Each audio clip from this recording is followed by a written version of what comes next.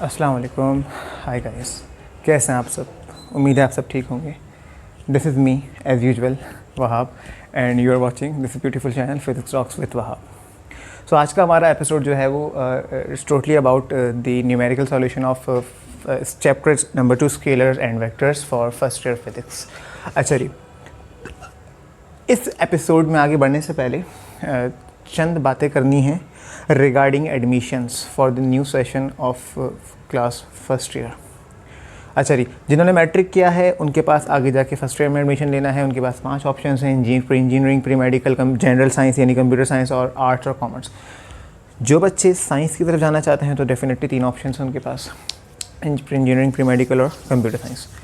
अब मैं बात करता हूँ उन स्टूडेंट्स के लिए जो औरंगी टाउन के रहायशी हैं, औरंगी टाउन के विसिनिटी में नियर एरियाज़ के रहायशी हैं, जिन्होंने औरंगी टाउन के किसी भी स्कूल से, ख़ास तौर से दिल के स्कूल से, DIL डेवलपमेंट एंड लिटरेसी के स्कूल से मैट्रिक किया है, तो उनके लिए एक बहुत ज़्यादा अच्छी अपॉर्चुनिटी है, गोल्डन अपॉर्चुनिटी है कि वो दिल आमना college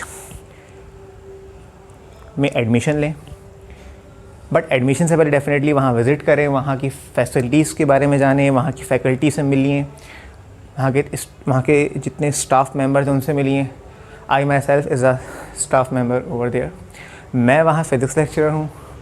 I am MSc space science and planetary astrophysics which is the branch of physics या। सो मेरे अलावा और भी दूसरे स्टाफ मेंबर्स हैं जो कि तकरीबन अल्हम्दुलिल्लाह माशाल्लाह सब बेहतरीन क्वालिफाइड टीचर्स हैं, वेल एक्सपीरियंस टीचर्स हैं, तमाम फैकल्टी मेंबर्स मौजूद हैं। तो जो औरंगी के रिहायशी हैं उनके लिए यही बात बहुत बेहतर है कि वो कहीं दूर जाने से बेहतर है अपना टाइम, अपना ट्रैवल एक्सपेंस, बहुत सी चीज़ें बचा सकते हैं और एक बहुत अच्छे इन्वायरमेंट में वो अपने नियर एरिया के कॉलेज में पढ़ सकते हैं, जहाँ डेली क्लासेस होंगी, डेली, वीकली और मंथली टेस्ट सिस्टम है, क्वार्टरली है, प्रीलियम्स हैं, यानी वो तमाम फैसिलिटीज़ हैं कि जिसमें आपको कॉलेज में पढ़ने के अलावा कहीं और जाने की ज़रूरत नहीं पड़ेगी। हम सब माशाल्लाह वहाँ बहुत मेहनत से, रिस्पॉन्सिबिलिटी से पढ़ाते हैं और तैयारी की बात की जाए तो बेहतरीन तैयारी होती है, ठीक है। और तो जो भी नियर एरियाज़ के स्टूडेंट्स हों, मैं उनको यही रेकमेंड करूँगा कि वो कहीं भी जाने से पहले लाजमी अपने ही एरिया के कॉलेज DIL आमना कॉलेज सेक्टर 11.5 औरंगी टाउन का विज़िट लाजमी कीजिए। और वहाँ के कॉन्टैक्ट और एड्रेस के लिए आप डिस्क्रिप्शन में कॉन्टैक्ट ले सकते हैं, वहाँ कॉन्टैक्ट करने के लिए, और वहाँ का एड्रेस भी डिस्क्रिप्शन में डाल दूँगा, ठीक है। आप मुझसे कॉन्टैक्ट कर सकते हैं या दिए गए नंबर्स पे भी आप कॉन्टैक्ट कर सकते हैं जो मैट्रिक कर चुके हैं और एडमिशन लेना चाहते हैं, ठीक है भाई। ये बात तो हमारी यहाँ ख़त्म हो गई। अब क्योंकि औरंगी की बात हो गई, अब थोड़ी सी बात सरजानी टाउन की कर लेते हैं, because I belong to Sarjani town. So I also run my own centre name the science corner. So जो सरजानी के स्टूडेंट्स हैं, जो सरजानी से आउटसाइड सेंटर जाते हैं या जाना मुश्किल होता है, तो अल्हम्दुलिल्लाह पिछले 5 साल से तो मैं यहीं अपने सेंटर में पढ़ा रहा हूँ और भरपूर ज़िम्मेदारी से अल्हम्दुलिल्लाह मेहनत से पढ़ाता हूँ। सो आई वुड रेकमेंड कि आप आएँ, तशरीफ़ लाएँ, विज़िट कीजिए और यहाँ की भी क्राइटेरिया के बारे में जानिए। और यहाँ मैं pre engineering, pre medical offer करता हूँ, फ़िज़िक्स, मैथमेटिक्स में ख़ुद पढ़ाता हूँ, बाकी डिफरेंट सब्जेक्ट के डिफरेंट टीचर्स भी अवेलेबल हैं। और यहाँ फ़िज़िकल क्लासेस का सिस्टम भी होगा, ऑनलाइन सिस्टम भी होगा। सो आई वुड रेकमेंड यू कि जो सरजानी के ही स्टूडेंट्स हों वो यहाँ आएँ, एडमिशन्स लें। और जो एडमिशन्स हैं वो स्टार्ट हैं सितंबर से। इंशाल्लाह मैं 9th और मैट्रिक की क्लासेस स्टार्ट करूँगा साइंस ग्रुप्स की, एंड देन आगे नेक्स्ट मंथ से इंटरमीडिएट की भी क्लासेस स्टार्ट करूँगा। अपार्ट फ्रॉम इट, इसकी भी डिस्क्रिप्शन इंशाल्लाह मैं डिस्क्रिप्शन में डाल दूँगा इसकी detail. Apart from this, home tuitions, online tuitions for 9th, 10th, first, second year, pre-engineering, pre-medical are also available and you may contact me. That's it. Thank you so much. चलिए अब बढ़ते हैं अपने main content, main topic, main episode की तरफ, which is the numerical solution for the chapter number 2 scalar and vector first year physics.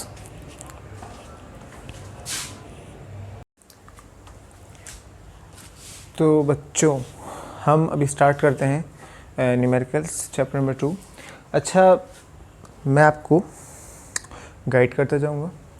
जो सवाल मैं पढ़ूंगा डेफिनेटली जो पीडीएफ मैंने आपको सेंड किए हैं उन्हीं में से हैं ये सवालात, वही आपने सिर्फ प्रिपरेशन करनी है उनकी, ठीक है। उसके अलावा कहीं नहीं जाना, इसके अलावा इंशाल्लाह इन्हीं में से आ जाएंगे, अल्लाह ने चाहा तो इंशाल्लाह। अब देखो, ये पीडीएफ फाइल आप अपने सामने रखना, ये सवाल अपने सामने रखना। ये सवाल तो मैं अपने मोबाइल की स्क्रीन पे पढ़ रहा हूँ, तो इंशाल्लाह होपफुली इस सवाल की पिक्चर आपकी स्क्रीन पे भी आ जाएगी, ठीक है। नाउ पहला सवाल है, कह रहा है कि देखो इफ़ द वेक्टर्स ए, सवाल आपकी स्क्रीन पे भी इंशाल्लाह आ गया होगा। If the vectors A and B are perpendicular to each other find the value of A. तो देखो दो वेक्टर्स हैं, वो एक दूसरे के परपेंडिकुलर हैं। दो वेक्टर्स हैं, एक वेक्टर ए, एक वेक्टर बी। परपेंडिकुलर का मतलब है कि इनके दरमियान जो एंगल है वो 90 डिग्री।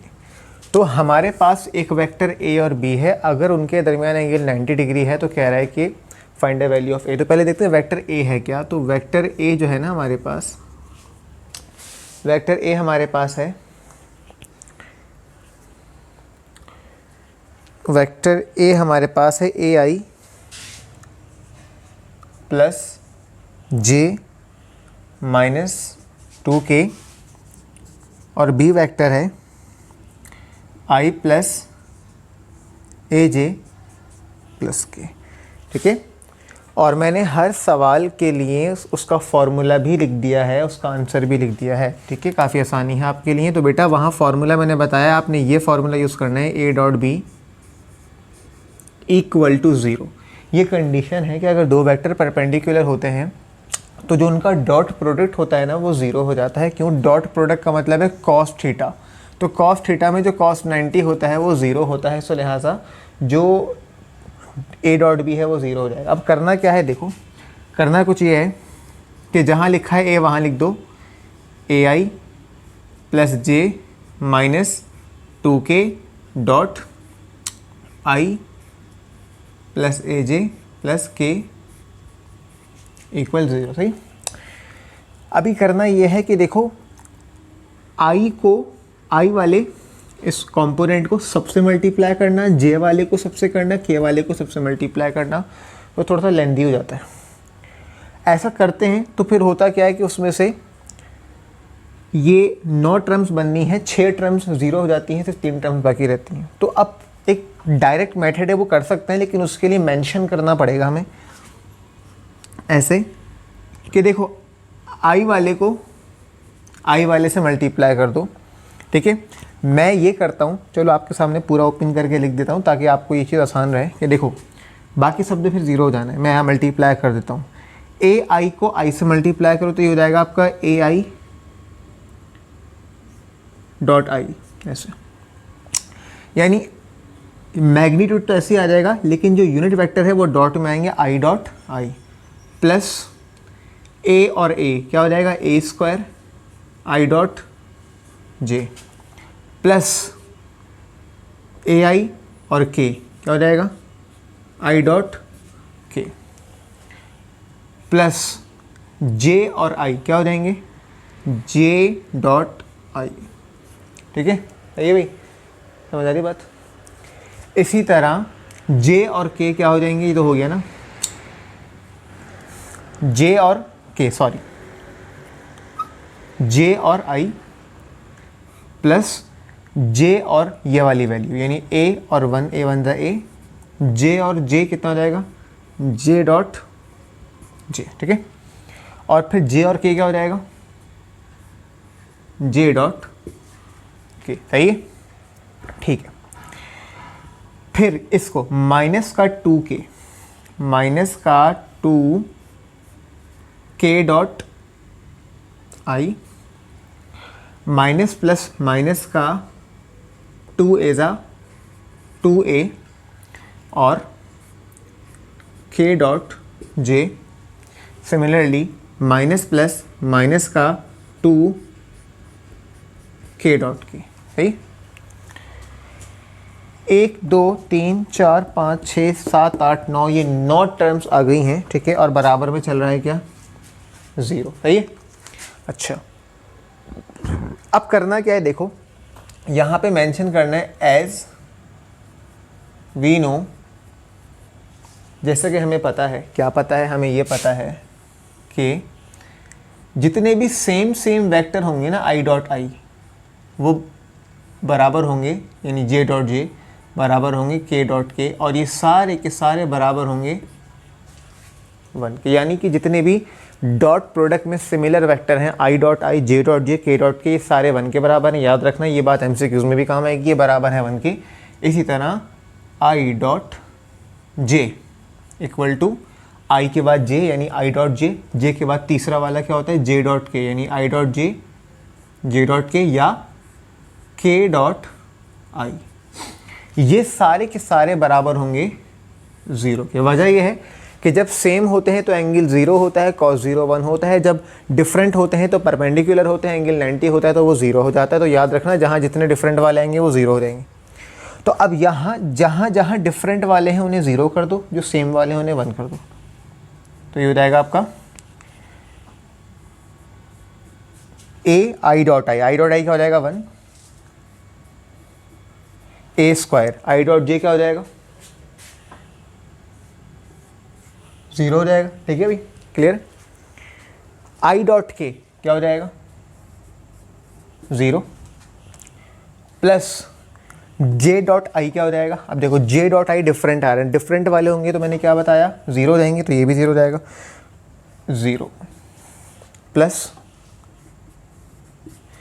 j डॉट जे क्या हो जाएगा 1 प्लस j डॉट के क्या हो जाएगा 0, ठीक है भाई, minus 2 k dot I, different है, डिफरेंट क्या होंगे, डिफरेंट वाले आपके 0 हो जाएंगे, माइनस का 2a, डिफरेंट वाले 0, माइनस का 2 1, सेम वाले 1, ठीक है। अच्छा देखो, बेहतर ये है कि आप पूरा ओपन करके सॉल्व करके दिखाओ, लेकिन अगर तो आप समझते हो कि टाइम ज़्यादा नहीं है तो उसमें डायरेक्टली आप ये कर सकते हो कि i को i वाले से, यानी i डॉट आई वाला, j डॉट जे और k डॉट के वाला लिख दो, लेकिन उस वक्त फिर आपने आगे मेंशन करना होगा कि वो जो डिफरेंट वाले हैं, जैसे कि i dot J, j dot I. अच्छा, तो थोड़ा सा वीडियो में मसला आ गया था, ये चीज़ मैं दोबारा बता रहा हूँ, मैंने इसको कॉपी कर दिया। देखो, मैं एक बताया था कि अगर तो आप कंप्लीट सॉल्व करो तो ज़्यादा अच्छी बात है, नहीं तो आप डायरेक्ट i को i से, j को j, k को k से मल्टीप्लाई करके 3 टर्म्स बना सकते हो। बट वहाँ आपको सब मेंशन करना पड़ेगा कि बाकी के जो 6 टर्म्स हैं आपने उनको 0 लिया है, तो वो भी ठीक है। अगर टाइम ना हो तो कर सकते हो ऐसा, कोशिश करना कि इसको पूरा ही सॉल्व करना, ठीक है। और देन फिर आप ये वैल्यूज पुट करोगे, 0 0 कट जाएंगे और ये बचेगा a plus a 2a minus 2 equal to 0। a यहाँ से अलग करोगे ऐसे, तो एक आंसर 1 आ जाएगा, ठीक है, डेट्स इट, ठीक है। अब हम अपने अगले न्यूमेरिकल पे पढ़ते हैं, ठीक है। तो क्वेश्चन नंबर 2 है, आपकी स्क्रीन पे आ गया होगा ये सवाल। कह रहा है कि two sides of a triangle are form by the vector a and b, determine the area of the triangle. तो एरिया ऑफ ट्राइंगल मालूम करने का फॉर्मूला मैंने दे दिया है, हाफ a क्रॉस b। पहले मैं यहाँ पे वेक्टर्स लिख देता हूँ। वेक्टर्स हमारे पास क्या हैं, वेक्टर्स हैं हमारे पास 3i plus 6j minus 2k, और वेक्टर b है हमारे पास 4i माइनस j प्लस का 3k। ये 2 वेक्टर्स हैं, और कह रहा है कि अगर इन 2 वेक्टर से किसी ट्राइंगल की 2 साइड्स बन रही हैं, 2 sides of a triangle are formed by the vectors, ठीक है। तो डेफिनेटली जब आप उनको जोड़ देंगे तो तीनों साइड्स बन जाएंगी ना ऐसे। ये वेक्टर्स मान लें, ठीक है, कि एक वेक्टर ये है और दूसरा वेक्टर उसके ऊपर ऐसे रख दें, ठीक है, a और b। जब आप इनको ऐड करेंगे तो ये तीसरा वेक्टर ट्राइंगल बन जाएगा। तो ये इस ट्राइंगल का ये जो एरिया है ना, इसको फाइंड करने के लिए फॉर्मूला है एरिया ऑफ ट्राइंगल का हाफ a क्रॉस b, ठीक है भाई। अब A cross B is just a determinant method, ठीक है। डेटर्मिनेंट का मेथड होगा, आपको इसको सॉल्व करना होगा। और ट्रायंगल का एरिया फाइंड करने के लिए आसान सा तरीका है कि आप इस 1/2 को ऐसे ही लेते हुए चलेंगे, ठीक है। और एक बड़ा सा ब्रैकेट बना लेना, ठीक है। उसके अंदर ब्रैकेट इसलिए मैंने बना दी क्योंकि अभी आपने यहाँ सॉल्यूशन करना है, वहाँ आपने बना दिया एक डेटर्मिनेंट, ठीक है। डेटर्मिनेंट बना दिया। डेटर्मिनेंट में क्या कर रहे हो, डेटर्मिनेंट में आप ये A क्रॉस B सॉल्व कर रहे हो। तो चलो एक काम करते हैं, पहले ये ऐसे नहीं करते, पहले आप डायरेक्ट A क्रॉस B निकाल लो, ठीक है।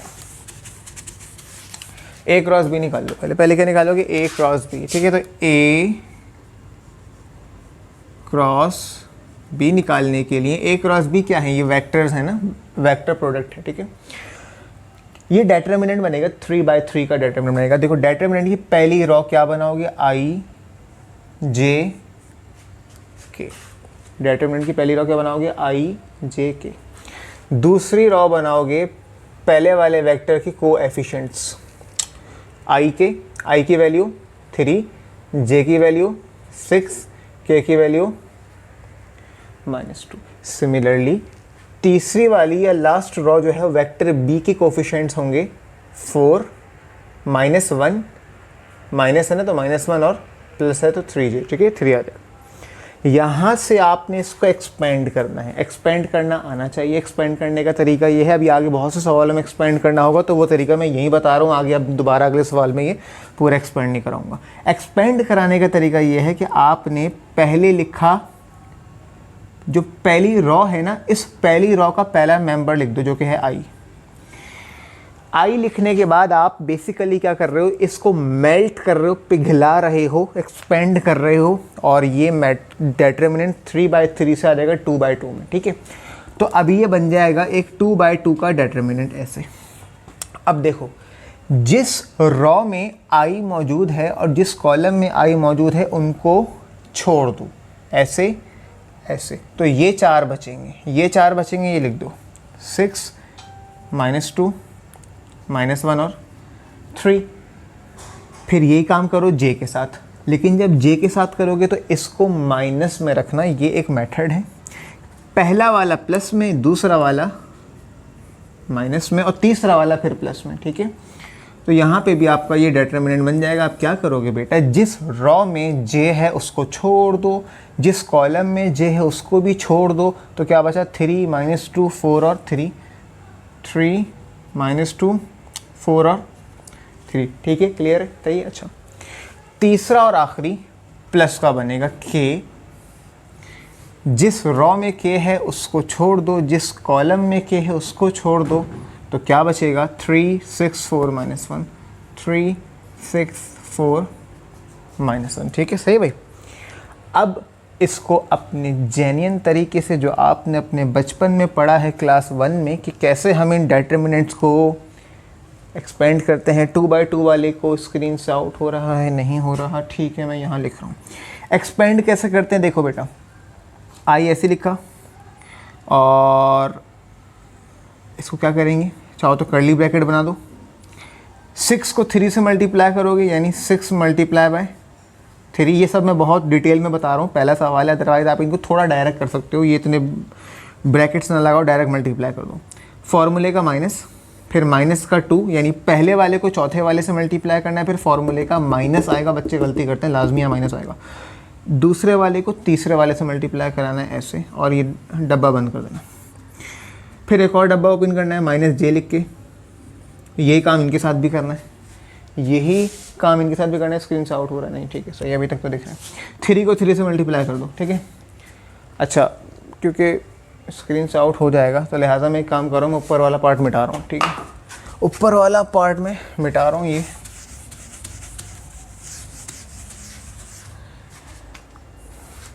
मैं यहीं से लिख रहा हूँ आगे, ठीक है। तो माइनस का ये I जो लिखा था ना मैंने, ये बनेगा आपका 6, 3, -2, -1, ठीक है। और माइनस का J का ब्रैकेट मैं यहाँ पे लिख रहा हूँ, ठीक है। J का ब्रैकेट क्या बनेगा भाई, यहाँ से देखते हैं, 3 और 3, 3 × 3, फॉर्मूले का माइनस, ठीक है, फिर -2 × 4, -2 मल्टीप्लाई बाय 4, फिर लास्ट वाला कौन है प्लस का k, 3 मल्टीप्लाई -1, 3 मल्टीप्लाई बाय -1 फॉर्मूले का माइनस बीच में, और 6 मल्टीप्लाई बाय 4 आपस में ये नहीं, सामने सामने आमने सामने वाले ना क्रॉस में मल्टीप्लाई हो रहे हैं, 6 मल्टीप्लाई बाय 4।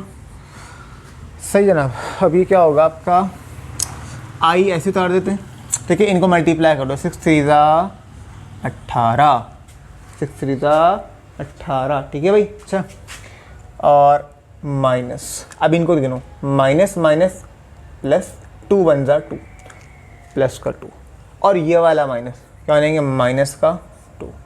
फिर आ जाओ, ये रहा माइनस का j, 3 3 9, माइनस और ये वाला माइनस, 2 बार माइनस होगा तो प्लस हो जाएगा, 3 बार माइनस होगा तो माइनस रहेगा, ठीक है। माइनस माइनस प्लस 2 4 8, प्लस का k, 3 -1 -3, और -6 4 24। सही, क्या बना, 18 - 2 16, 16 आई, माइनस का j, डायरेक्ट क्यों लिखो ना यार, 9 + 8 आई थिंक इट्स 17, या माइनस का 17 j, प्लस -3 -24 बनेंगे आपके माइनस का 27, तो माइनस का 27 बनेगा, तो माइनस प्लस माइनस, तो लिहाजा हो जाएगा माइनस का 27 या 27 की, ठीक है भाई। ये आपका क्या आया, ये आपका आया A क्रॉस B, ये आपका A क्रॉस B का वेक्टर आ गया, ठीक है। बहुत आसान तरीका था, यही तरीका जहाँ जहाँ भी A क्रॉस B निकालना होगा फॉलो करना। अब A क्रॉस B आ गया, अब A क्रॉस B आ गया, तो ये करते हैं जनाब कि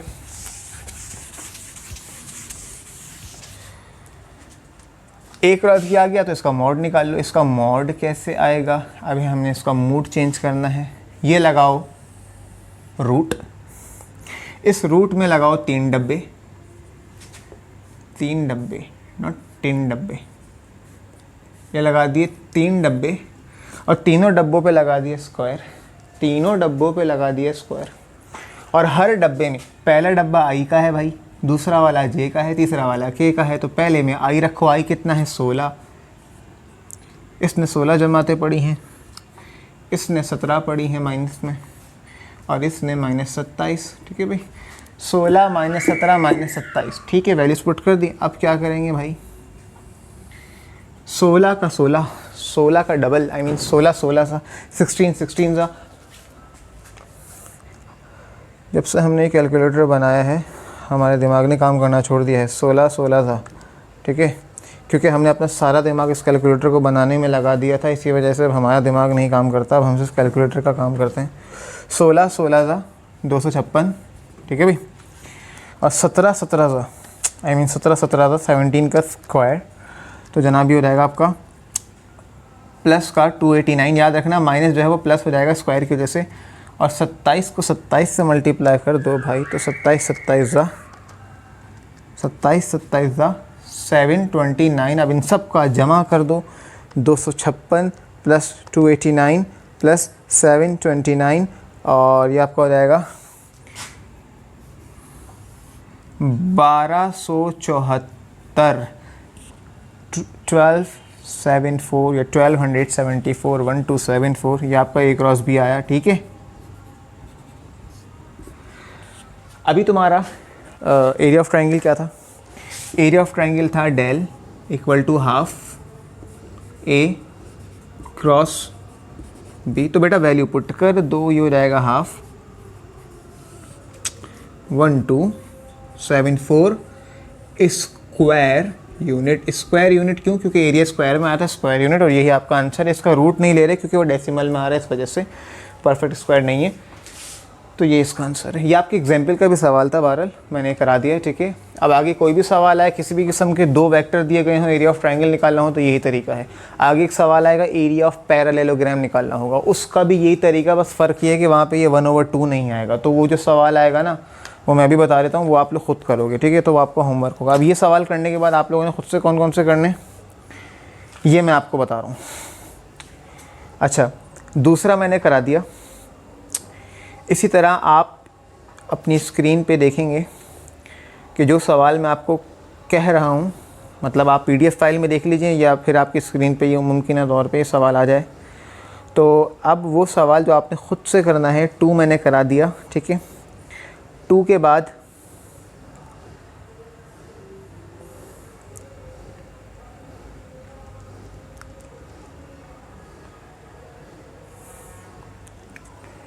क्वेश्चन नंबर 10, क्वेश्चन नंबर 10 है।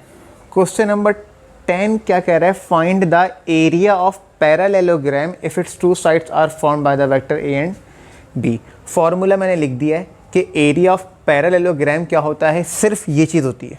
क्या चीज़ होती है? ए क्रॉस बी का मोड, यानी वहाँ पे ये 1/2 नहीं आता लिखा हुआ फॉर्मूलाज पे, ठीक है।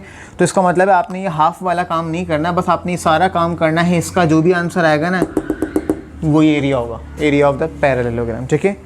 ये आप लोग खुद कर लेना, ठीक है भाई। इसके बाद हम बात करते हैं, नेक्स्ट क्वेश्चन है हमारा, नेक्स्ट क्वेश्चन है हमारा और क्वेश्चन नंबर 3 प्रोजेक्शन के हवाले से बात करते हैं। तो प्रोजेक्शन के हवाले से देख लेते हैं क्या सवाल है। क्वेश्चन नंबर 3 है आपकी स्क्रीन पे कि अगर एक वेक्टर ए है एक वेक्टर बी है तो find a projection of A onto B, और मैंने उसका फॉर्मूला भी वहाँ पे बता दिया है, ठीक है। ये मैं मिटा देता हूँ, ठीक है। तो जो सवाल है हमारा वो क्या है भाई, कि जो 2 वेक्टर हैं, अच्छा projection of A onto B क्या है, उसका फॉर्मूला है ए और बी कैप का डॉट प्रोडक्ट। अगर वेक्टर ए की प्रोजेक्शन बी की जानिब है तो आपने ओरिजिनल वेक्टर ए लेना है और जिसकी डायरेक्शन में प्रोजेक्शन निकालनी है उसका यूनिट वेक्टर लेना है।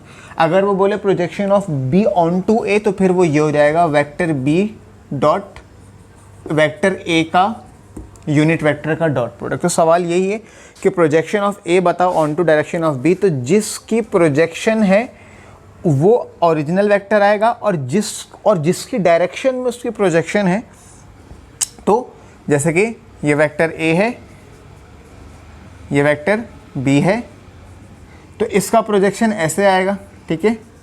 ये प्रोजेक्शन होगा तो ए बी, ए का प्रोजेक्शन बी की डायरेक्शन में, तो लिहाजा यहाँ पे वेक्टर ए वेक्टर फॉर्म में होगा अपनी, और जिसकी डायरेक्शन में है यानी बी की डायरेक्शन में, तो बी वेक्टर का यूनिट वेक्टर होगा और उन दोनों का हम क्या करेंगे यहाँ पे डॉट प्रोडक्ट ले लेंगे भैया। तो डॉट प्रोडक्ट ये जो चीज़ है यही कहलाती है क्या, ए बी, यानी projection of A onto direction of B. तो इसको निकालने के लिए अब मैं आपको गाइड कर रहा हूँ क्या करना है, यानी ये जो ए बी है ये है ऐसे A dot B, A vector और बी के यूनिट वेक्टर का डॉट प्रोडक्ट लेना है, बिल्कुल वैसे ही जैसे अभी इससे पहले मैंने आई से आई को जे के सबसे मल्टीप्लाई कराया था ना, डिफरेंट वाले को 0 लिया, सेम वाले को 1 लिया, बिल्कुल वैसे ही होगा, ठीक है। लेकिन उससे पहले आपने करना यह है कि आपने इस बी वेक्टर का यूनिट वेक्टर मालूम करना है, यूनिट वेक्टर। तो यहाँ इस सवाल में यूनिट वेक्टर निकालने का तरीका सीख लो जो कि आगे सवालों में काम आएगा। यूनिट वेक्टर अगर किसी वेक्टर का है तो बी वेक्टर है, उसका यूनिट वेक्टर बी होगा स्मॉल। उसको लिखेंगे कैसे, जो एक्चुअल वेक्टर है उसको डिवाइड कर देंगे उसी वेक्टर के मैग्नीट्यूड से, वेक्टर को डिवाइड कर देंगे उस वेक्टर के किससे, मैग्नीट्यूड से। तो ठीक है, वेक्टर तुम्हारे पास है, वेक्टर का मैग्नीट्यूड निकाल लो। तो बेटा वेक्टर का मैग्नीट्यूड, वेक्टर बी का मैग्नीट्यूड कैसे आएगा, ये आएगा आपका डायरेक्ट वही रूट वाला तरीका। अच्छा जी, अब यहाँ वेक्टर ए बी तो मैंने उतारे ही नहीं है सवाल में, मतलब बोर्ड पे नहीं उतारे मैंने, तो कोई बात नहीं, आपकी स्क्रीन पे मौजूद होंगे, ठीक है। मैंने आपको उसकी पिक्चर दिखा दी होगी। वेक्टर ए जो है ना, ए वेक्टर वो है i - 2j प्लस k, और वेक्टर b है 4i - 4j प्लस 7k, ठीक है। 4i - 4j प्लस 7k, तो बेटा ये डायरेक्ट कर रहा हूँ, अब समझो बात को, तुम लोग भी खुद कुछ क्या करो। 4 यहाँ 4 का स्क्वायर क्या हो जाएगा, 4 का स्क्वायर 16 हो जाएगा, दोबारा यहाँ पे -4 का स्क्वायर होगा वो भी 16 हो जाएगा, प्लस यहाँ पे 7 का स्क्वायर कितना हो जाएगा 49। इनको ज़रा जमा करो भाई, ये क्या बनेगा, ये 16 + 16 32, 32 + 49, ठीक है। ये बन रहा है आपका 81, और 81 का रूट आपका 9 आ जाएगा, ठीक है। ये आपका आएगा डायरेक्ट 9, ठीक है, 9 आ गया, सही है। अच्छा जी, अब आपका ये क्या बन रहा है, यह आपका बन रहा है vector 4i minus 4j plus 7k और सबके नीचे डिवाइड में आ जाएगा 9। पहले चलो एक काम करो, सबके नीचे एक साथ रख दो 9। अब एलसीएम ब्रेक कर दो, 4/9 i माइनस 4/9 j प्लस 7/9 के, सही है। अभी क्या करो, अगर कैंसिल हो रहा है तो कैंसिल कर लो, बट ये कैंसिल नहीं होगा, ये यही रहेगा, ठीक है। ये आपका क्या आया, आंसर नहीं आया, बल्कि ये b का यूनिट वेक्टर आया। अब इस b के यूनिट वेक्टर के साथ तुम लोगों ने क्या करना है, तुम लोगों ने इनको मल्टीप्लाई करना है। मल्टीप्लाई करने का वही तरीका है जो पहले बता चुका हूँ। देखो लिख रहा हूँ, मल्टीप्लाई खुद करना, आंसर खुद निकालना, इतना काम तुम लोग खुद कर सकते हो। अगर नहीं कर सकते तो फिर भी कर सकते हो। अच्छा, a डॉट बी कैप, यहाँ लिखोगे कौन सा वेक्टर, a का वेक्टर। a का वेक्टर क्या है, i माइनस 2j प्लस का k डॉट, यहाँ लिखोगे कौन सा वेक्टर, b वेक्टर। अब यार मैंने मिटा दिया, ठीक है, चलो पता नहीं क्या आ रहा था, ये आ रहा था 4i by 9 minus 4j by 9 plus 7k by 9, ठीक है। अभी क्या करना है, वही वाला काम करना है। अच्छा, अब यहाँ इस मामले में क्योंकि यहाँ सिर्फ आपको डॉट प्रोडक्ट सॉल्व नहीं करना, और भी बहुत सारे मंजन है, तो यहाँ डायरेक्ट कर लेना। डायरेक्ट करने वाला तरीका यहाँ अप्लाई कर सकते हो। क्या, i को i से मल्टीप्लाई कर हो जाएगा 4i स्क्वायर ओवर 9। ये जो i और i है ना, इनको i स्क्वायर लिख सकते हैं, सेम वालों को हम स्क्वायर कर सकते हैं, ठीक है, मसला नहीं है इसका।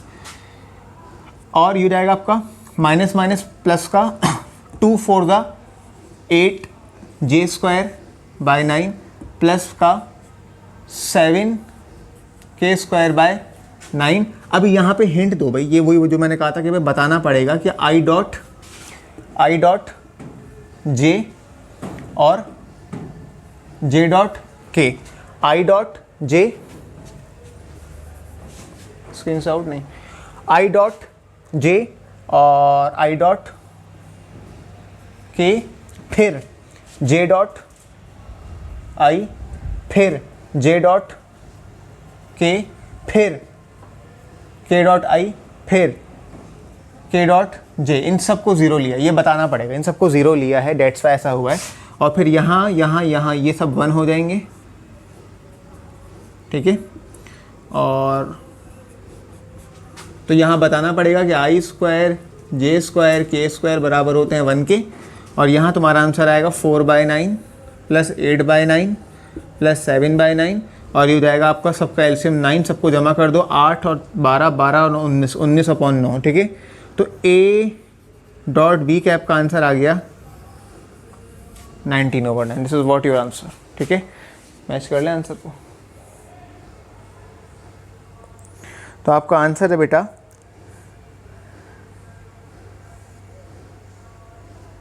19/9।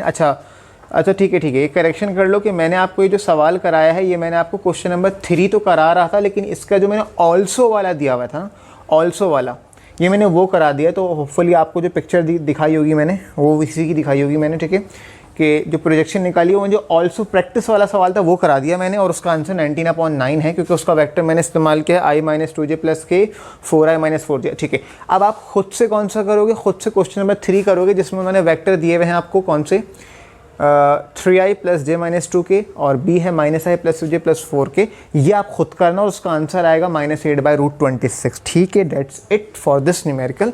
आगे बढ़ते हैं इसके अलावा। अच्छा, तो बेटा अब क्वेश्चन नंबर 4 देखो, find the unit vector parallel to vector A. तो ये आसान सवाल है, खुद करना। इसमें एक ही वेक्टर है और उसी का यूनिट वेक्टर निकालना है। फॉर्मूला दिया हुआ है क्या, A cap equal to vector A by A का मैग्नीट्यूड। तो ये वैसे ही निकालोगे जैसे अभी वेक्टर बी के लिए निकाला था। तो यहाँ सिर्फ इसी वेक्टर का यूनिट वेक्टर निकालना है, और इतना सही काम है, डेट्स, ठीक है। इसके बाद अगले सवाल पे आते हैं। तो अगला सवाल है question number 5, evaluate scalar product of the following. ये वही डॉट प्रोडक्ट है जो मैंने अभी आपको सिखाए हैं, तो ये आप लोगों ने खुद ही करने हैं। और हाँ, यहाँ डायरेक्ट नहीं करना, यहाँ पे आपने कंप्लीट ओपन करके लिखना है, जिससे मैंने भी आपको समझाया था। क्वेश्चन नंबर 5 के 2i माइनस जे प्लस 3k का डॉट आपने लेना है 3i से प्लस 2j से और माइनस k से। तो ये वही डॉट प्रोडक्ट है जो भी मैंने आपको सिखाया है, इस तरह सॉल्व करना है, इसका आंसर आ जाएगा। इस तरह अगला सवाल जो है ना, अगला सवाल इसी का अगला दिया हुआ है क्या, i minus 2k dot j plus 3k।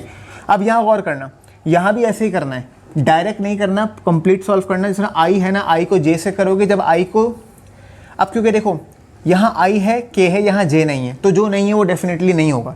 तो i और j वाला लोगे, i और k वाला लोगे, जो नहीं है वो पहले से ही 0 है, तो डेफिनेटली यहाँ पे 4 टर्म्स बनेंगे आपकी, ठीक है। बाकी वही रूल अप्लाई करोगे, सेम होगा तो 1, डिफरेंट होगा तो 0, ठीक है। आगे बढ़ते हैं, क्वेश्चन नंबर, यहाँ तक तमाम हो गए। क्वेश्चन नंबर 6 पे आते हैं। क्वेश्चन नंबर 6 क्या है बेटा? क्वेश्चन नंबर 6 में कह रहा है कि दो वेक्टर हैं r1 और r2, और ये पोजीशन वेक्टर है, making an angle θ1 and θ2 with x axis positively respectively. Find their vector product. जबकि r1 r2 आपको बताया है, θ1 θ2 बताया। तो देखो पहले ये समझो, ये एक वेक्टर है, पोजीशन वेक्टर r1, इसकी वैल्यू दी हुई है, ठीक है। ये एंगल बना रहा है θ1 जो कि तकरीबन है कितना है, 30 डिग्री। एक और वेक्टर है जो कि r2 है, वो मैंने ऐसे बनाया क्योंकि उसका एंगल उसने बताया है ऐसे, उसका एंगल जो बताया ना, ये वाला एंगल θ2 वो बताया 90 डिग्री, ठीक है। एक वेक्टर r1 है जिसका एंगल कितना है 30, एक वेक्टर r2 है, ये भी एक पोजीशन वेक्टर है, ये स्ट्रेट जा रहा है क्योंकि उसका जो एंगल बताया है उसने कितना बताया, 90 डिग्री बताया। तो वो कह रहा है कि इन दोनों वेक्टर r1 और r2 का क्रॉस प्रोडक्ट बताओ, ठीक है। तो किसी भी वेक्टर का प्रोडक्ट बताने के लिए हमें ये पता होना चाहिए कि दोनों वेक्टर के दरमियान में एंगल कितना है। तो देखो, इस वेक्टर से, मैं यहाँ से बात नहीं कर रहा, मैं यहाँ से बात कर रहा हूँ, इस वेक्टर से इस वेक्टर तक एंगल कितना है, तो इस टोटल 90 डिग्री में से ये वाला 30 डिग्री क्या कर दोगे, माइनस कर दोगे। तो यहाँ पे आपके पास फॉर्मूला है, बेसिकली इन्होंने कैपिटल में इस्तेमाल किया, तो कैपिटल में लिख दो कि r1 क्रॉस r2 का मैग्नीट्यूड, मैग्नीट्यूड कैसे आएगा, r1 r2 साइन थीटा। अब ये जो थीटा है ना, ये थीटा कैसे आएगा, ये थीटा ऐसे आएगा कि थीटा जो है ना वो होगा θ2 माइनस θ1। θ2 बड़ा वाला है ना 90 डिग्री, 90 में से माइनस कर दो 30 को, तो थीटा कितना इस्तेमाल करोगे, 60। अब 60 यहाँ रखना, तुम्हारा ही क्या बन जाएगा, ये r1 r2, तुम्हें r1 गिवन है, r1 कितना गिवन है, ये चीज़ें आप खुद भी अपने सवाल में देखें ताकि आपको इसमें मसला ना हो, क्योंकि मैं यहाँ से देखे लिख रहा हूँ, ठीक है। r1 आपके पास 4 था सेंटीमीटर और r2 आपके पास जो है वो 3 सेंटीमीटर था, तो ठीक है ना बेटा। तो ये हो जाएगा 4 मल्टीप्लाई बाय 3 और मल्टीप्लाई बाय साइन 60। इनको मल्टीप्लाई कर दो, इनको मल्टीप्लाई कर दोगे तो आपका आंसर आ जाएगा। मल्टीप्लाई कर दो इन सबको, और साइन 60 में जो मॉड है आपका वो किस में होना चाहिए, डिग्री में होना चाहिए। तो ये कर लेना, आपका आंसर आ जाएगा, डेट से, ठीक है। आगे बढ़ते हैं, आगे बढ़ते हैं इसमें, ठीक है। तो अगला सवाल है, prove that the vector A B C can form the triangle. अब देखो, ये दो इस तरह के सवाल आएंगे जिसमें बोलेगा कि साबित करो कि ये 3 वेक्टर्स हमने आपको दिए हैं और ये तीनों वेक्टर जो है ना वो एक ट्राइंगल फॉर्म कर रहे हैं। तो अगर कोई 3 वेक्टर ट्राइंगल फॉर्म कर रहे हैं तो उसकी शर्त याद रखो कि शर्त ये है कि if vector A plus vector B equal to vector C, या vector B plus vector C equal to vector A, या कोई और ऑप्शन बन सकता है, ये हो सकता है, और vector C plus vector A equal to vector B. अगर दिए गए 3 वेक्टर में से कोई 2 वेक्टर जमा हों और उनका रिजल्टेंट तीसरा वाला वेक्टर आ जाए तो वो तीनों वेक्टर एक ट्राइंगल बना रहे हैं, सिर्फ एक ट्राइंगल बना रहे हैं। ये राइट एंगल ट्राइंगल की बात नहीं हो रही, उसके लिए हमने एक अलग बात प्रूफ करनी है। अभी इसने सिर्फ ये बोला है कि साबित करो ये 3 वेक्टर आपके क्या बना रहे हैं, ट्राइंगल बना रहे हैं। तो उसके लिए आपने करना ये होगा कि तीनों वेक्टर की वैल्यूज़ में कोई से 2 वेक्टर जमा करने हैं, और अगर तो तीसरा वेक्टर आ गया तो लिख दो कि hence these vectors can form a triangle, ठीक है। तो मैं ये कर रहा हूँ कि वेक्टर्स लिख रहा हूँ, ये 3 कंडीशंस हैं, इन्हें समझ लो। ये कंडीशंस आपकी होनी चाहिए, किसी भी 2 को जमा करो तो तीसरा वेक्टर आ जाए, ठीक है। मैं ये मिटा रहा हूँ और मैं वेक्टर्स लिख रहा हूँ पहले यहाँ पर, ठीक है। तो वेक्टर्स जो है ना आपके जनाब वो हैं, वेक्टर्स आपके यहाँ मौजूद हैं, आपको दिख गए होंगे अपने सवाल में कि वेक्टर ए जो है वो है 3i plus j -2k, b जो है वो है -i + 3j + 4k, और c जो है वो है 4i - 2j - 6k। ठीक है, अब देखते हैं कि कौन सा वेक्टर किस में ऐड होगा तो अगला वेक्टर बनेगा। ठीक है, तो आप ये करेंगे, वो कंडीशन आप लिख देंगे कि इफ़ दिस हैपेंस, तो वो इफ़ का मतलब वो कंडीशन बता रहा है, देन आप लिख देंगे then A B C form a triangle. ठीक है, तो अभी हम ट्राई करते हैं कि ए में बी को प्लस करते हैं। ऐसे प्लस कर लेते हैं कि ए वेक्टर, ठीक है, और ये उतारा 3i + j - 2k, इसमें प्लस कर दिया बी वेक्टर। ठीक है, तो प्लस कर देते हैं क्या, -i + 3j + 4k। ये काम आप रफ में भी कर सकते हैं। ठीक है, अब आप इसको प्लस करें, इनको हम प्लस कर रहे हैं। ठीक है, यानी a + b बना रहे हैं, a + b क्या बन रहा है देखते हैं। 3i - i कितना बनेगा, 2i, 3j + j कितना बनेगा, 4j, और ये बनेगा आपका 2k। मेरे ख्याल से ये वेक्टर c तो नहीं है, ये वेक्टर c नहीं है।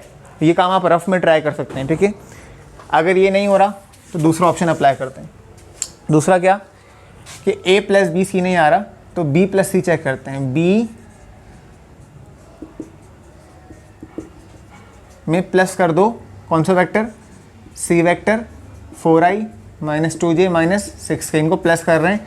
क्या ये b + c बनता है, क्या ये b + c बराबर आता है, एक ही चेक करते हैं। 4i - i कितना हो जाएगा, 3i, 3j - 2j कितना हो जाएगा, j, 4k - 6k कितना हो जाएगा, -2k। क्या ये वेक्टर a बन रहा है, 3i + j - 2k, ये बन रहा है vector a। Hence vector a, b and c form a triangle because as b + c = a। ये कंडीशन शुरू में बता दी थी और वही फुलफिल हो गई, तो लिहाजा ए बी सी जो है वो एक राइट ट्रायंगल को फॉर्म करेंगे। And that's it what we need for this problem. और ये ऐसे ही प्रूफ करना है, इससे ज़्यादा इसमें कुछ नहीं है। ठीक है, इसी तरह का अगला सवाल हम देखते हैं अभी। ठीक है, अभी क्वेश्चन नंबर 8 है। यही सवाल है, आपकी स्क्रीन पर आ गया होगा, और उसमें ये 3 वेक्टर हैं। कह रहा है कि साबित करो ये तीनों वेक्टर एक राइट ट्रायंगल फॉर्म कर रहे हैं। तो पहले तो ये साबित करोगे कि ये कोई ट्रायंगल फॉर्म कर रहा है। अब अगर ये ट्रायंगल फॉर्म कर रहे हैं तो फिर वो कोई भी ट्रायंगल हो सकता है कि फिर वो राइट ट्रायंगल ही फॉर्म कर रहे हैं, हम ये साबित करेंगे। तो पहले ट्रायंगल फॉर्म कर रहे हैं, उसके लिए पहले हम वही वाला काम करेंगे जो पहले सब कुछ मैंने आपको बताया था, वही सारा काम करना। उसमें आप पहले चेक करना कि कौन किस में ऐड हो रहा है। आप यहाँ डायरेक्ट चेक कर लो, 3i में i प्लस करो तो ये तो नहीं बनेगा। अच्छा, j में j प्लस करो तो j कैंसिल हो जाएगा। 2k में -k, देखो 2k में -k जमा करो k बनेगा, प्लस j में -j जमा करो ख़त्म हो जाएगा। 3i में i प्लस करो तो 4i बनेगा। बट अगेन इस सवाल में कहीं कोई मिस्टेक, कोई मिसप्रिंट हुआ है कि ये माइनस का 4i नहीं होगा, ये प्लस का 4i होगा। करेक्शन करके देख लेना, ये माइनस का 4i नहीं, ये प्लस का 4i होगा, क्योंकि ऐसी सूरत में बनेगा। अदरवाइज हम कोई और चेक कर लेते हैं, हम इनको जमा करके देख लेते हैं। क्या ये माइनस का 4i प्लस का 4i, क्या ये बन रहा है माइनस का i? इनको जमा करो, इसमें तो k है ही नहीं, डेफिनेटली सी बात है। तो अगर हम माइनस करेंगे तो माइनस का j बनेगा। चलो चेक करके देख लेते हैं, चेक कर लेते हैं। -4i प्लस k में इसको जमा करो 3i, ठीक है, और प्लस j और प्लस का 2k, क्या बन रहा है? ये प्लस करना है, प्लस याद रखना। तो ये तो माइनस का i, ये तो j ही बन रहा है, प्लस का 3k, तो ये सब नहीं बन रहा। तो मैं जो मैं पहले बता रहा था वही बन रहा है, जिसमें मिसप्रिंट है क्या कि माइनस का 4i नहीं प्लस का 4i है। ठीक है, तो आपने करना क्या है, b प्लस c करना है। b प्लस c करोगे तो a मिल जाएगा। ठीक है, ये आप वाला काम खुद से कर लेना, तो ये प्रूफ हो जाएगा कि ये ट्रायंगल फॉर्म कर रहे हैं। But to prove that they are forming a right triangle, उसके लिए हमें ये करना पड़ेगा कि हमें पाइथागोरस थ्योरम का इस्तेमाल करना पड़ेगा। हाइपोटेन्यूस का स्क्वायर इक्वल टू बेस का स्क्वायर प्लस परपेंडिकुलर का स्क्वायर। एक कंडीशन पहली वाली ये, और दूसरी कंडीशन ये अप्लाई करनी पड़ेगी कि जो दो वेक्टर होंगे बेस और परपेंडिकुलर, डेफिनेटली उनके दरमियान एंगल 90 डिग्री होना चाहिए। तो उसके लिए हमें ये वाली कंडीशन फुलफिल करनी पड़ेगी कि a डॉट b बराबर है 0 के, या अगर वो ए डॉट बी नहीं हो तो वो बी डॉट सी हो सकता है, ठीक है। पहले हम ये साबित करेंगे कि भाई इसमें बेस कौन है, परपेंडिकुलर कौन है या हाइपोटेनियस कौन है। तो आप क्या करोगे कि इन तीनों वेक्टर के मैग्नीट्यूड्स निकाल लेना, ठीक है। मैं यहाँ डायरेक्ट कर रहा हूँ, आपको मैग्नीट्यूड निकालना आता है। वेक्टर ए का मैग्नीट्यूड क्या निकलेगा डायरेक्ट देखते हैं। ये था 4i, माइनस हो या प्लस हो मसला नहीं है। 4 का स्क्वायर कितना बनता है 16, यहाँ पे j नहीं है तो ख़त्म, k कितना है 1 तो ये रहेगा 1, ये कितना बनेगा √17। b निकालते हैं, b कितना आ रहा है भाई 3 का स्क्वायर 9, 1 का स्क्वायर 1, 2 का स्क्वायर 4, ही कितना बन रहा है आपका, ये बन रहा है √14। सिमिलरली c क्या बन रहा है भाई, c आपका बन रहा है, c क्या बन रहा है भाई 1 का स्क्वायर 1, -1 का स्क्वायर 1 और फिर 1 का स्क्वायर 1, ये बन रहा है आपका √3। अभी क्या करना है, इसमें जो सबसे बड़ी वाली साइड आपको दिख रही है, जो सबसे बड़ी वाली दिख रही है वो हाइपोटेनियस है, बाकी की दो बेस या परपेंडिकुलर है। अब सबसे बड़ी कौन दिख रही है √17, तो यही हाइपोटेनियस होगी। अब इसमें से या तो कोई एक बेस है कोई एक परपेंडिकुलर है। अब हम प्रूफ करते हैं कि क्या इन दोनों को जमा करने से, दोनों के जमा करने से, स्क्वायर करने से ये बन रहा है, यानी क्या हाइपोटेनियस, यानी क्या पाइथागोरस थ्योरम प्रूव हो रहा है या नहीं, ये चेक करते हैं। तो इसको प्रूफ कर रहे हैं तो हम ये थ्योरम उतारेंगे, ठीक है। तो हम लिख देंगे लेट हाइपोटेनियस जो है वो कौन सी साइड है, ए है, और बेस को कोई भी साइड लेट कर लो मसला नहीं है, ठीक है। बेस को लेट कर लो कि वो साइड बी है और परपेंडिकुलर को लेट कर लो कि वो साइड सी है, ठीक है। तो ये रहेगा आपका √17 और √14 और √3। अमूमन कोशिश होती है परपेंडिकुलर को बड़ा रखा जाता है ना, तो वो कोई मसला नहीं है। तो एक काम करते हैं कि हम इसको परपेंडिकुलर कर देते हैं और इसको बेस कर देते हैं, सही है। ये परपेंडिकुलर हो गया और ये बेस हो गई, ठीक है। नाउ अब प्रूफ करते हैं। हाइपोटेनियस क्या है 17, उस पर स्क्वायर आ जाएगा। बेस क्या है 3, उस पर स्क्वायर आ जाएगा। परपेंडिकुलर क्या है 14, उस पर स्क्वायर आ जाएगा। ये लो स्क्वायर से कटे, ये कटे, क्या बचा 17 इक्वल टू 3 + 14, 17 इक्वल टू 17। ये वाली बात प्रूव हो गई। ये भी साबित हो गया कि ये राइट ट्राइंगल है, ठीक है। इसको और मजबूत मुस्तहकम करने के लिए एक छोटा सा स्टेप और कर लेते हैं कि हमें पता चल गया राइट ट्राइंगल है। तो अगर ये राइट ट्राइंगल है तो डेफिनेटली सी बात है कि जो वेक्टर बी, यानी कि वेक्टर बी और सी, जिसको हमने एक को बेस लिया है और एक को परपेंडिकुलर लिया है, ऐसे उनको परपेंडिकुलर होना ज़रूरी है, उनके दरमियान एंगल 90 डिग्री होना ज़रूरी है। ये बात देख लो। एक बात और कर लो, सेकंड मेथड, ठीक है। अच्छा ठीक है, तो ये बात जो है ना वो मैंने ये करा दिया था और ये मैंने थोड़ा सा वीडियो में इशू आया था स्पेस का, इसलिए मैं दोबारा कनेक्ट किया इसको। ये बात प्रूफ हो गई। मैंने कहा था एक बात और प्रूफ कर लेंगे कि देखो अब हमें पता है कि इसमें एक बेस है और एक परपेंडिकुलर है। अब भले आप उसको बी या सी कुछ भी कह दो रेस्पेक्टिवली, बट ये डिसाइड हो गया कि ए जो है वो हाइपोटेनियस है। अब बी या सी में जो भी ले लो, जो भी हो बी और सी के दरमियान एंगल 90 डिग्री होना चाहिए। तो अब या तो आप ये बोलो कि भाई ये जो बी डॉट सी है ना ये बराबर होना चाहिए 0 के, या फिर आप इसको सी डॉट बी बोलो, इट डजेंट मैटर, ये कम्यूटेटिव ही होता है, ये 0 होना चाहिए। ये भी प्रूफ कर दो तो अच्छी बात है। तो इसको प्रूफ करने के लिए कोई मसला नहीं है। इसको प्रूफ करने के लिए आपने सिर्फ इन दोनों वेक्टर्स का इस्तेमाल करना है, वेक्टर बी और वेक्टर सी। तो वेक्टर बी और वेक्टर सी का डॉट प्रोडक्ट ले लेना, ठीक है। डॉट प्रोडक्ट ले लेना, डॉट प्रोडक्ट इक्वल टू 0 आना चाहिए। अब वेक्टर बी क्या था यार, अब वो वेक्टर बी मुझे देखना पड़ेगा, मैं ये काम आपके ऊपर छोड़ रहा हूँ, ठीक है।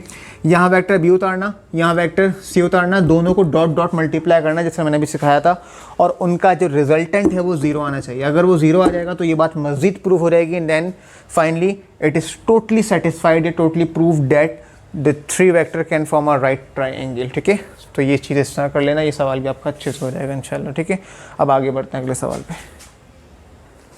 अच्छा, अभी अगला सवाल है क्वेश्चन नंबर 9, काफ़ी इंपॉर्टेंट क्वेश्चन है। Determine a unit vector perpendicular to the plane A and B, ठीक है।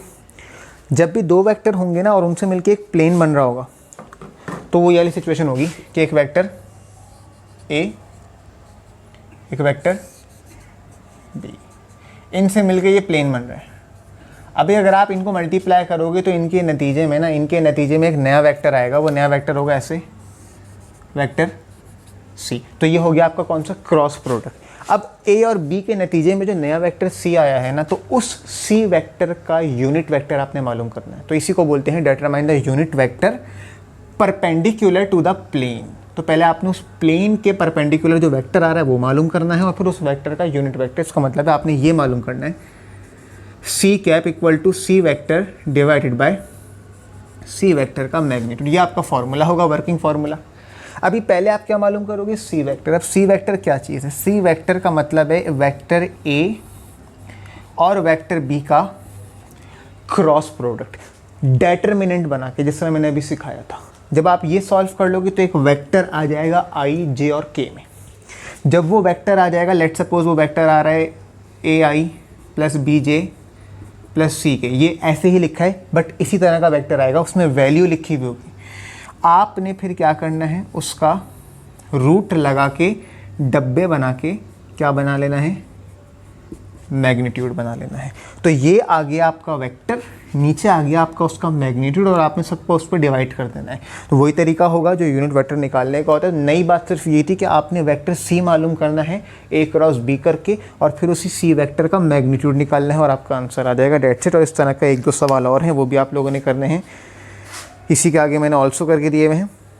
तो ये क्वेश्चन नंबर 9 था। क्वेश्चन नंबर 9 के अलावा क्वेश्चन नंबर 9 जो है, ठीक है, ये आपने करना है और शायद मैंने इसमें ऑल्सो करके नहीं दिया है, बट इस जैसे और भी सवाल अगर आपको कहीं भी दिखें तो कर लेना, क्योंकि ये अगर एक सवाल भी प्रैक्टिस कर लेते हो तो इस जैसा कोई भी सवाल आप लोग बआसानी कर सकते हो, ठीक है। अच्छा जी, इसी तरह से, अच्छा ठीक है। तो अब ये देखो अगला सवाल है क्वेश्चन 11, उसमें आपने वर्क मालूम करना है। अब वर्क का फॉर्मूला होता है F.D। अब वर्क वाले तमाम सवालों में आपको वो बोलेगा कि एक ऑब्जेक्ट मूव किया from this point two this point, उसमें वो आपको दो कोऑर्डिनेट्स देगा ऐसे। ये जो होगा लाइक 3 और इसमें आपको उसने दिया है ना, बताया है, तो ये आपको दिया है क्या, 3 2 -6, 3 2 -6, इसको R1 कहेंगे और दूसरा होगा R2, वो आपके पास है 14 13 और 9। ये बेसिकली क्या है, ये आपके पोजीशन वेक्टर्स हैं। पोजीशन वेक्टर्स हैं, इनको ऐसे लिखेंगे, 3i + 2j - 6k और ये हो जाएगा आपका 14i + 13j + का 9k। ये आपके पोजीशन वेक्टर हैं। अब वर्क के फॉर्मूले में जो डिस्प्लेसमेंट आ रहा है, ये बेसिकली क्या है, ये पोजीशन का चेंज होना है। तो पोजीशन का चेंज होने का मतलब है d क्या होगा, R2 फाइनल पोजीशन में से माइनस कर देंगे इनिशियल पोजीशन, यानी R2 - R1। क्या कर देंगे भाई, R2 - R1, और ये मक्खी का कसूर था, ठीक है। हाँ, R2 - R1। अब R2 क्या है, R2 आप यहाँ लिख के माइनस कराना, मैं डायरेक्ट कर देता हूँ। R2 का मतलब है i में से i माइनस करो, 14 - 3 11, 13 - 2 11, ठीक है, और 9 - 6 9 - 6, तो माइनस और माइनस 2 बार माइनस आ रहा है, प्लस हो जाएगा 15 के, ठीक है। चेक कर लेना, गलती ना होगी उसमें। 12 14 - 3 11, 13 - 2 भी 11 और 9 - 6 तो हो जाएगा 15। ये डी आ गया। अब ये वेक्टर डी आ गया। अब इस वेक्टर डी के साथ क्या करना, वेक्टर डी के लिए वर्क निकाल लेना F.D, वही वाला मेथड जो मैंने आपको सिखाया है डॉट प्रोडक्ट के लिए, कंप्लीट ओपन करके सॉल्व करना। इसका एक वैल्यू में आंसर आ जाएगा और यूनिट होगा जूल वर्क, ठीक है। अच्छा, किसी सवाल में वो आपको पोजीशन वेक्टर डायरेक्ट ऐसे ही दे देगा, तो ऐसे नहीं देगा तो मसला नहीं है, लेकिन अगर ऐसे ब्रैकेट बना के दे तो पहला वाला आई है, दूसरा वाला जे है, तीसरा वाला के है, और कहीं कहीं वो आपको डायरेक्ट डिस्प्लेसमेंट का वेक्टर दे देगा, कुछ नहीं करना पड़ेगा, डायरेक्ट फोर्स को डिस्प्लेसमेंट से मल्टीप्लाई करना और आपका आंसर आ जाएगा। इसको खुद से सॉल्व करना, और कोई मसला हो तो मुझसे पूछ लेना, ठीक है। और जो क्वेश्चन मैं, जो ये वीडियो देख रहे हो भाई, अच्छी बात है, देखें, औरों को भी शेयर करें। जो ये देख रहे हो, जो सवाल मैंने छोड़े हैं खुद से आपके करने के लिए, तो आप लोग उनको जब सॉल्व करें लाजमी, और जब उनका आंसर आ जाए तो मुझे कमेंट में लाजमी उसके आंसर मुझे बताएं डेफिनेटली, ठीक है। और हो सके तो व्हाट्सएप पे भी मुझे सॉल्यूशन की पिक्चर सेंड करें ताकि मैं फर्दर आपकी रहनुमाई कर सकूँ उसमें। Thank you. अच्छा, अभी आखिरी सवाल देखते हैं। आखिरी सवाल क्या है भाई, तो उसने बोला है 2 वेक्टर हैं, इनके दरमियान एंगल बताओ। बहुत आसान सवाल है, जल्दी से देख लो, लास्ट सवाल है इस चैप्टर का। उसके बाद हम नेक्स्ट एपिसोड हमारा चैप्टर नंबर 3 पे होगा इंशाल्लाह। तो क्वेश्चन नंबर 12 है, फाइंड द एंगल, एंगल मतलब थीटा, बिटवीन 2 वेक्टर। वेक्टर क्या है, a 2i - 2j - k, b है 6i - 3j + 2k। दो वेक्टर दी जाए कोई भी और आपको बोले इनके दरमियान एंगल बता दो, इनके दरमियान क्या बता दो, एंगल बता दो, तो भाई एंगल निकालने के लिए अब आपके पास दो तरीके हैं, you have 2 options, option 1 and option 2, that's it. अच्छा, या तो आप ये इस्तेमाल करो a dot B equal to A B cos theta, या फिर आप ये इस्तेमाल करो a क्रॉस b का mod equal to A B sine theta. In both the situation आपने करना ये होगा कि a और b को तो इंडिविजुअली अलग अलग इनके मैग्नीट्यूड्स निकालने होंगे। मैग्नीट्यूड निकालने के लिए रूट लगा के निकालोगे, a को अलग सॉल्व करोगे, b को अलग सॉल्व करके a और b की वैल्यू आप आसानी से निकाल सकते हो। थीटा आपको निकालना पड़ेगा, तो उसके लिए अगर आप तो ये वाला काम कर रहे हो तो आपने a डॉट बी करना पड़ेगा, और a डॉट बी करने का वही वाला काम है, i को सबसे मल्टीप्लाई करो, j को सबसे, k को सबसे मल्टीप्लाई करो, तो डिफरेंट वालों को 0 कर दो, सेम वालों को 1 कर दो, वही तरीका, एक आंसर आ जाएगा। वो आंसर यहाँ इस्तेमाल करोगे तो बेटा यहाँ इसको सॉल्व करोगे तो क्या बनेगा, cos theta a dot b divided by A B, और जब इसका आंसर आएगा तो यहाँ से theta equal to cos inverse कर दोगे, है ना, ऐसे कॉस इन्वर्स उसका आंसर आ जाएगा। लेकिन अगर आप ये वाला इस्तेमाल करते हो तो आपने यहाँ a क्रॉस b निकालना पड़ेगा, a क्रॉस b का डेटर्मिनेंट वाला मेथड होगा, वहाँ से वेक्टर आएगा, उसका मैग्नीट्यूड निकालोगे, उसकी वैल्यू रखोगे, और साइन थीटा क्या हो जाएगा, a cross b divided by A B, answer यहाँ से भी आ जाएगा। लेकिन मैं समझता हूँ कि ये वाला आसान है, a डॉट बी वाला इस्तेमाल करना और यहाँ से एंगल थीटा डिग्री के मॉड में रख के निकाल लेना, सॉल्व करना, मुझे आंसर कमेंट में बताना या व्हाट्सएप पे इसको शेयर करना, ठीक है। तो जो कोई भी वीडियो देखे तो डेफिनेटली वो हर उसको रेकमेंड करे जो ये इम्तिहान देगा, तो भाई किसी सूरत में उसकी हेल्प हो जाएगी, नहीं तो वो किसी और की हेल्प कर देगा, ठीक है। और लाजमी इसकी प्रैक्टिस करें। ये अभी मैंने ये 12 सवाल जो इसमें दिए हुए थे वो मैंने आपको एक्सप्लेन कर दिए चैप्टर 2 से, और इंशाल्लाह ज़िंदगी रही अल्लाह ने चाहा तो मैं आपको नेक्स्ट वीडियो अपलोड करके दूंगा चैप्टर नंबर 3 मोशन के बारे में। और जब तक अपना बहुत सारा ख्याल रखें, मुझे दुआ में याद रखिएगा, ठीक है। और गुड लक, थैंक यू, अल्लाह हाफ़िज़।